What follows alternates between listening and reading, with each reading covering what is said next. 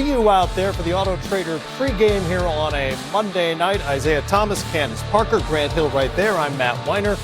We're about an hour away from the tip in the Mile High, and that's where we find our own Dennis Scott checking in tonight ahead of the Bucks and the Nuggets. And a game, we got an issue technically, I'm told now, so we'll talk to 3D sooner or later. But we ain't going to talk to 3D? No, we will sooner or later. We've got an hour to get to it. I was waiting to talk to 3D. I wanted to see what velvet he was wearing today. What color? I mean, I think he's going to represent. It's Denver, we got a sneak preview. That's true. Yeah. It's sharp. It's not velvet. It's not South Beach. Disappointing. South Beach. Disappointing. That's the best part of our show, 3D. It's one of our favorite parts, and I promise you, we'll get to him sooner or later. My favorite is the Sherlon Champagne segment. That might be my favorite. We're gonna be doing that with 3D. We may throw 3D in camera. now 3D here. See, now we've talked our way through it. 3D with Sherlon Champagne brought you back, baby. Hey, baby, I need a little glass so I can get a little sippy sip now. Come on now, don't leave me hanging. I'm a little parched over here. You know what they say? You got to be careful in the Mile High City. So you got to be careful. Hey, yes, you do. Yep. You got to keep a jug of water with you at all times. That's right. Pace yourself, 3D. Bucks with their first losing streak of the season, and Giannis not on the floor again for them tonight. How concerned is Milwaukee about his condition? When do they expect him back? Well, they're concerned about it a little bit, talking to Coach Bud. They're waiting to see if other guys can step up, because we saw last year when they put the clamps on Giannis, no one else scored. So tonight they're hoping to post up Brook Lopez a little bit more and get him going, because they know he can get double teamed. They can get easy shots out of that. With that being said, though, guys, the defense, can they continue to play the defense they showed all season long? Because we know what Giannis does on the defensive end of the floor as well. So last night in Phoenix, we saw Chris Middleton go for 39, but they could not stop Devin Booker. So tonight they're hoping their defense can step up along with sharing the basketball. All right, 3D, we'll hear from you a little later on in the show. Defense was the issue last night in Phoenix. They gave up 47 in the first quarter and just could never recover as they chased the Suns. So Giannis, with that left knee sprain, will miss his 8th game of the season tonight. They are 5-2 without him, as you see. Clearly not as good without the MVP on the floor, but for the most part, they've held it together. In fact, statistically, a little better in some ways offensively, not nearly as good defensively. But Candace, if you're the Nuggets, you're coming into this game trying to sweep this team. You catch a break without Giannis on the floor. What should you be looking for in terms of prepping for this Bucks team? Well, you know, when your superstar is out, obviously others are going to step up. We've seen Chris Middleton. He was 13 of 26, Grant, from the field yesterday. We saw Bledsoe step up, 12 of 19. So when you're coming in as Denver with your superstar out, you really have to focus on not letting your guard down. Just because Giannis is out, he is a distributor, but they have other talented players. From Milwaukee's side, you got to think, like, they're 53-11. They've got to feel pretty good. You want to get everybody healthy going towards April. That's the main goal. They've pretty much locked up the #1 spot. So Denver's got to stop the bleeding here. For a while, they're fighting for those top 2 spots in the West. Oh, and the Bucks are fighting to maintain hold of the top spot in the league, with the Lakers closing in now to within 3 games. And Grant, I felt like that stat was aggressively lobbed in your direction for some reason. I pointed at him, Matt. Yeah. No, we just for influence or impact. She made that comment. Grant. You always get stat of the night. I don't like it. I don't appreciate it. I think it was a great stat, and I think it's important for Denver. They are struggling. They're 4 for 5 in their last 9 games, and they're trying to figure out who they are. And they have a very difficult schedule the remaining part of the season. So for them to get back, they lost to Cleveland. They lost to, who else did they lose to recently? Golden State. At home, yeah. 2 of the worst teams in the league. So they're going to have to get going here, and a big confidence booster for them would be to get a win here against Milwaukee. Well, here are the numbers, Zeke, over those last 9 games. 4-5, as Grant mentioned. That defensive rating, that is second to last in the league over those 9 games.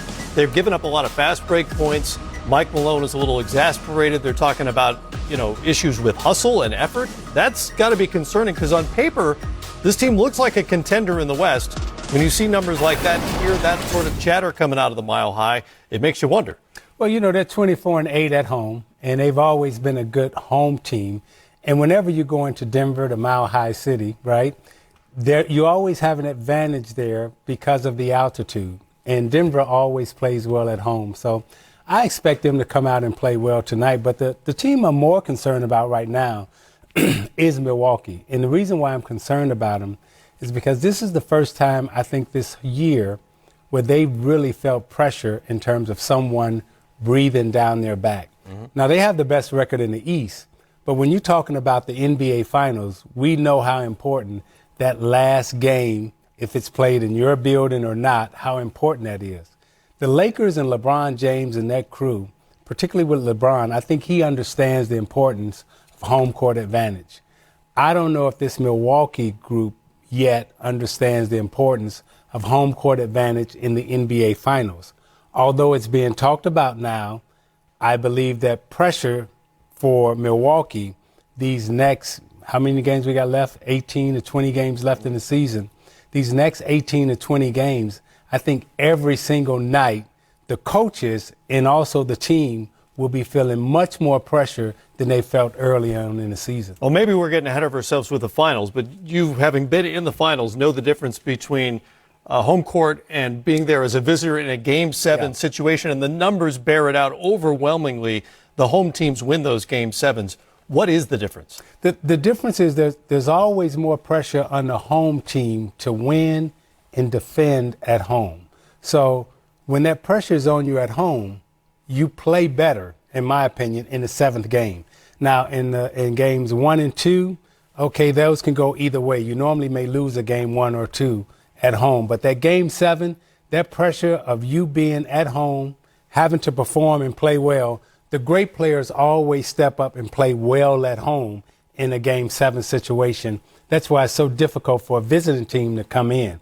A visiting team can come in and steal a Game 1 or a Game 2, but a Game 7, rarely do you see a visiting team win a Game 7 on the road. And Isaiah, just to piggyback on that, I think that's great what you said. It would appear that the Lakers have guys who've been in the Yes. They have Danny Green, they have Avery Bradley, Rondo, obviously LeBron James. I'm not sure Milwaukee has anyone who's been on that stage. Yep. So you combine what you're saying with now you're on the road possibly, a team that's never really been in a finals and had that kind of microscope and that kind of pressure. It's important for them to try to win out here, and it'd be interesting to see what the Bucks can do. I just think it's interesting over this last week how everything flips with a week. Yeah. And being a part of the media and playing still, it's interesting how Milwaukee is still 53-11 for a reason. Every team at some point within the season has hit a rough patch. It just happens that Milwaukee's hitting it right now with injuries, with things like that. Like, let's not forget what Milwaukee did to LA earlier in the season at Milwaukee. So I agree with you. I think home court advantage is important. But for right now, Milwaukee has the ball and everybody else is trying to take it. Yeah. And key word, they have the ball and everybody else is trying to take it. Right. And so early on in the season, no one was close enough to them to take it. Now at the end of the season, you got a team that's close enough that they possibly can take it.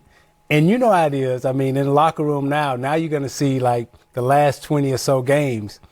You should be cruising through the season, but now you're in a situation where you're coming out saying, we got to win tonight. We got to win tonight. And I just think that's going to be compounded pressure. And I'm interested to see how Milwaukee handles that. Well, this has really been the only stretch of adversity they've had all season long.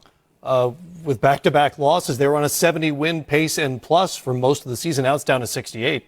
Everybody's like, whoa, what's going on with the Bucks? It's amazing, right? How quickly things turn. One piece of news before the break, the NBA, NFL, Major League Baseball, and the NHL have jointly announced they will limit media locker room access due to concerns about the coronavirus. The media will still have access to players and coaches in designated locations outside locker rooms. According to the statement, the new protocol will be temporary and takes effect on Tuesday. We're back with more in a moment.